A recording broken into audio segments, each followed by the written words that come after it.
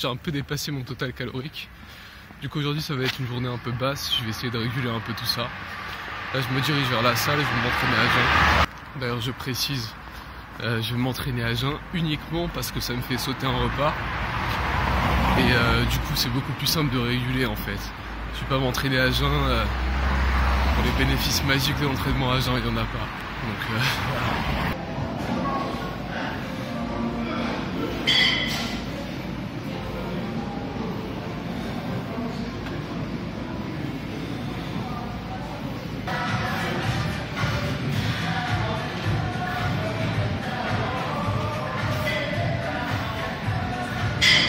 Alors, cette vidéo, je voulais pas que ce soit seulement un simple full day of eating où je vous montre mes repas, vous me voyez en train de manger, etc.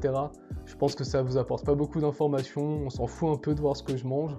L'alimentation, c'est quelque chose de très personnel, de très subjectif. Donc ce qu'il faut, c'est que votre diète ne vous frustre pas, il faut que votre diète soit optimisée pour atteindre vos résultats, que votre total calorique soit en corrélation avec vos objectifs, etc. Donc le but, c'est pas de vous montrer ma diète et de dire « ouais, faites comme moi, c'est la bonne façon de faire », absolument pas. C'est juste moi ce que je fais par rapport à mes objectifs actuellement. Ok ? Donc une chose que je voulais aborder pour commencer, c'est avoir un rapport sain avec son alimentation. Auparavant, ce que je faisais, c'est que j'avais une diète qui était un peu une diète de Nutri-Nazi, on va dire, du lundi au vendredi, et puis le samedi, le jour du cheat meal arrivait, et alors là, c'était, je faisais tout péter, je ruinais tous mes efforts de la semaine ce jour de cheat meal, parce qu'en fait, j'étais un peu sur ce schéma punition pendant 6 jours, et puis ensuite récompense le samedi. Et j'avais l'impression que je devais rattraper toutes les fois où je me suis puni ce jour de récompense. Donc au final, c'était une relation avec la nourriture qui est complètement malsaine, parce que toute la semaine, vous attendez ce jour du cheat day, vous salivez, vous en rêvez, et éventuellement, vous ruinez tous vos efforts, vous mangez jusqu'à être malade, jusqu'à avoir mal au ventre, donc bon, pas super. Alors qu'actuellement, avec mon alimentation flexible, tous les jours, en fonction de mes envies, je vais pouvoir introduire des aliments qui me font plaisir, des aliments qui sont pas forcément intéressants d'un point de vue micronutriments, mais qui vont satisfaire mes envies de sucre, de salé, etc., qui vont satisfaire ma gourmandise, sans pour autant compromettre mes résultats.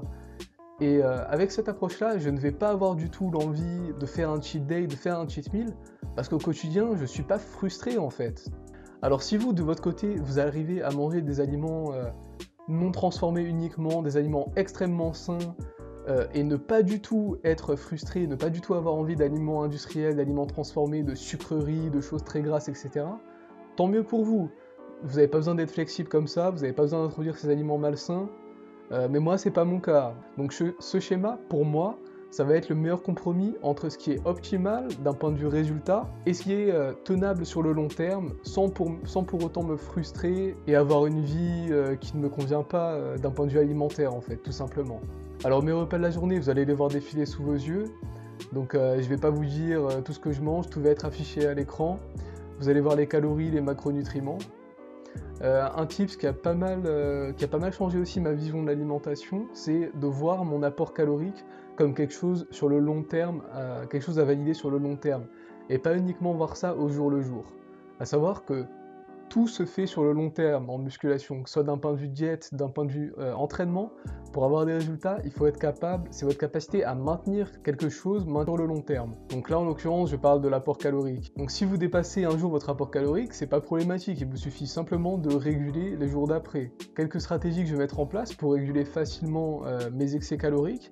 Donc la première chose, c'est d'aller m'entraîner le matin à jeun. Je vais surtout m'entraîner à jeun parce que ça me fait sauter le repas du matin, et du coup, ça me fait réguler mes calories sans faire d'efforts supplémentaires en fait.